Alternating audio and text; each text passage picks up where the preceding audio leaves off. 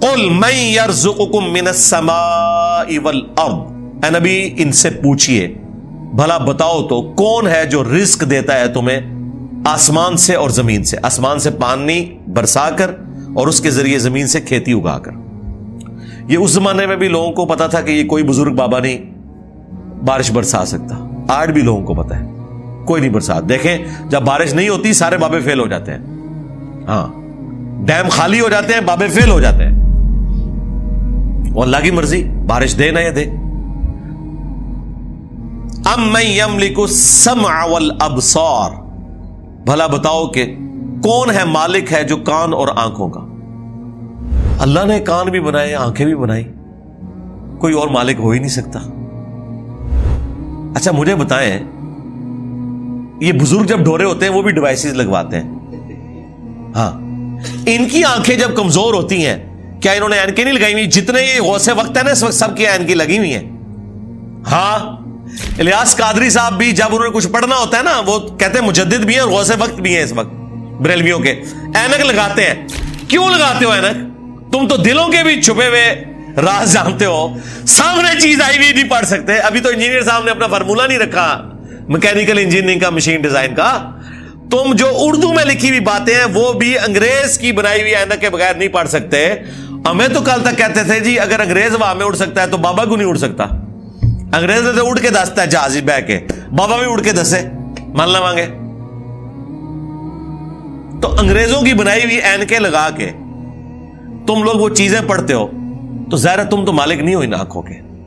آج تک کسی بزرگ نے اپنی آنکھیں کمزور ہونے سے روکی ہیں؟ کوئی شخص اپنے بڑھاپے کو ٹال سکتا ہے؟ کوئی پیغمبر بھی نہیں ٹال سکتا اپنے بڑھاپے کو۔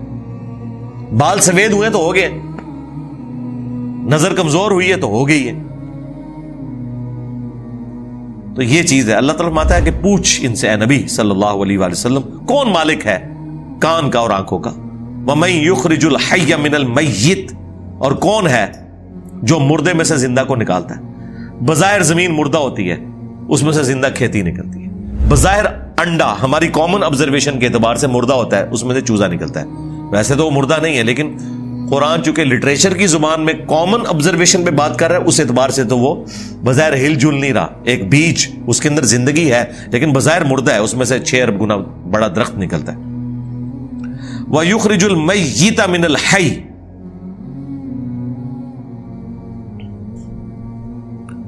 اور مردہ کو نکالتا ہے زندہ سے، زندہ میں سے مردہ بھی نکلتا ہے۔ یعنی مرغی انڈا دیتی ہے، بظاہر یہ بات ہو رہی ہے، میں سائنٹیفک لینگویج میں بات نہیں کر رہا، لٹریچر کی زبان میں بات کر رہا ہوں۔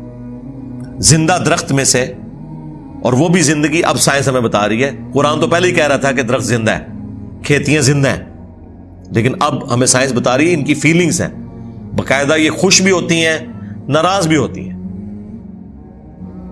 پھول مرجھا بھی جاتے ہیں، ان کے اوپر بھی کیفیات طاری ہوتی ہے۔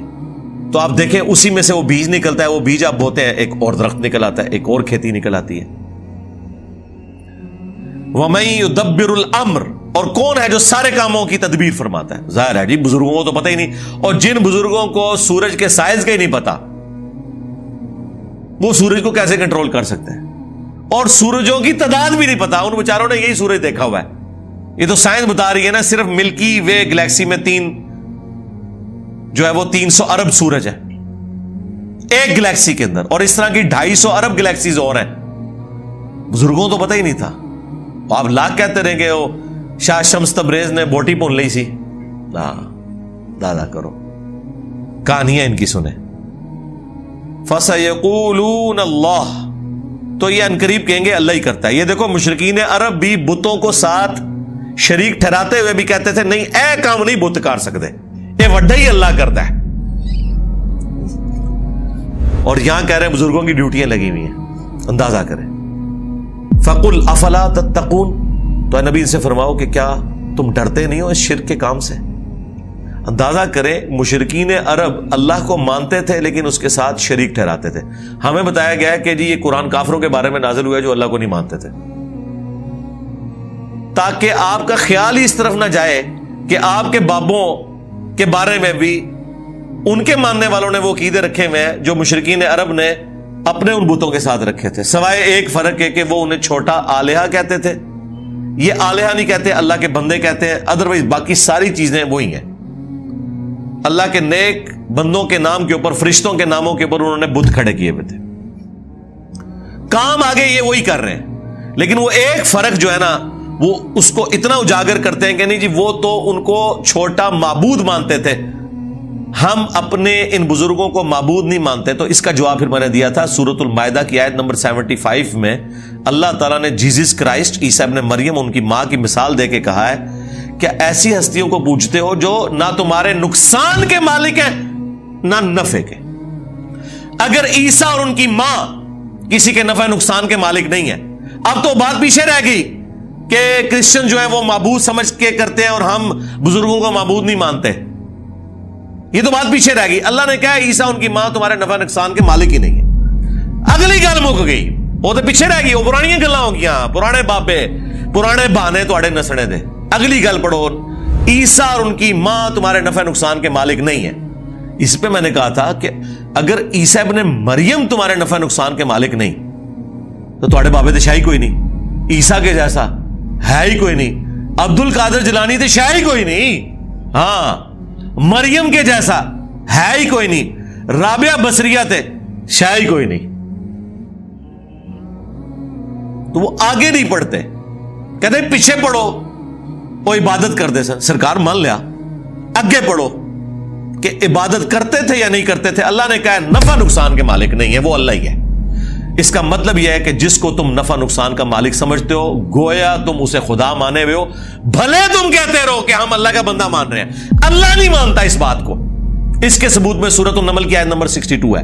امن یجیب المضطر اذا دعا ویکشف السوء ویجعلکم خلفاء الارض االہ مع اللہ.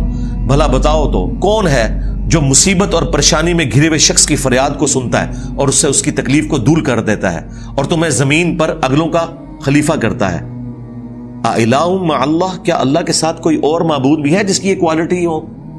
قلیلا ما تذکرون، بہت ہی کم نصیحت حاصل کرتے ہیں. اس آیت میں سورۃ النمل کی آیت نمبر 62 پارہ نمبر 20 کے پہلے صفحے پہ اللہ تعالی نے واضح کہہ دیا کہ جس کے بارے میں تمہارا یہ عقیدہ نا کہ تمہیں مصیبت اور پریشانی میں تمہاری تکلیف دور کر سکتا ہے، دعا میں تم اسے پکارو گویا تم نے اسے خدا مان لیا. وہ اگلے دن وہ پاپا جانی کہہ رہے تھے کہ ڈسپرین کی گولی اگر مشکل کشا ہے تو شیخ عبد القادر جیلانی نہیں.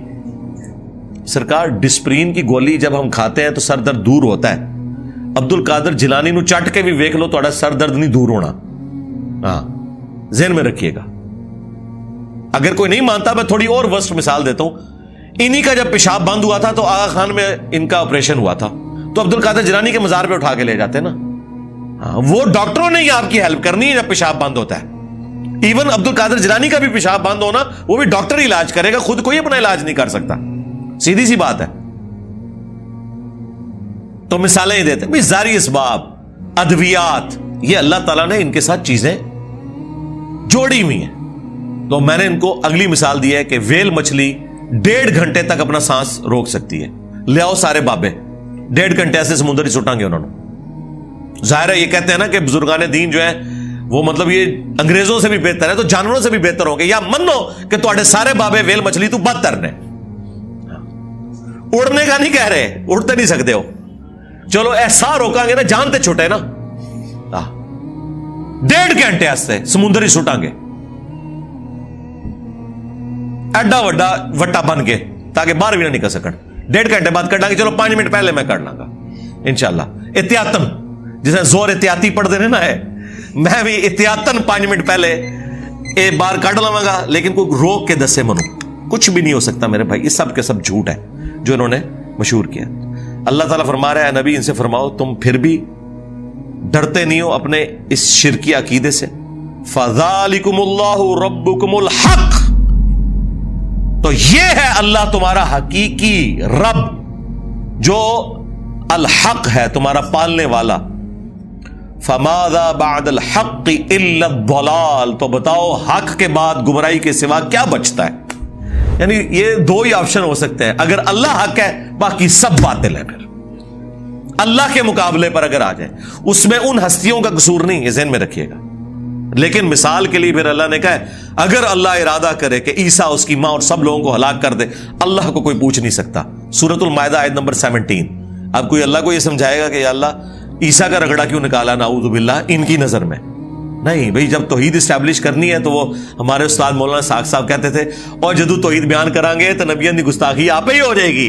یہ ہو نہیں سکتا کہ ایسی توحید بیان کریے اور گستاخی نہ ہوئے، کیونکہ گستاخی آپ کہہ رہے ہیں، وہ گستاخی ہے نہیں ہے. نبی نہیں سے گستاخی مانیں گے. اللہ تعالیٰ نے سورہ نساء میں فرمایا عیسیٰ ابن مریم کبھی یہ اور محسوس نہیں کریں گے اور نہ کوئی مقرب فرشتہ کہ اسے اللہ کا بندہ کہا جائے. اور پھر اللہ نے کنکلوڈ کیا ہے کہ اگر کوئی فرشتہ یا کوئی پیغمبر اس چیز سے شرمندگی محسوس کرے کہ وہ بندہ ہے ہمارا، ہم قیامت کا دن بلا لیں گے، پھینکیں گے جہنم کے اندر سمجھانے کے لیے.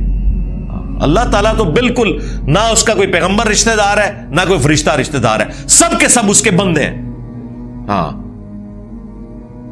اللہ اکبر. فَأَنَّا تُصْرَفُونَ، تو پھر کہاں رخ موڑ کے پھرے جا رہے ہو؟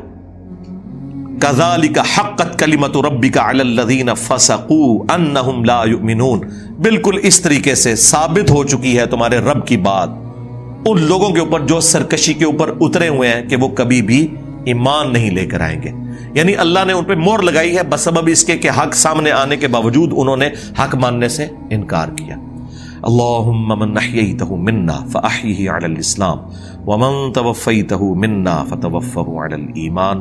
سبحانک اللہم وبحمدک اشہد ان لا الہ الا انت استغفرک واتوب الیک وما علینا الا البلاغ المبین. جزاکم اللہ خیرا.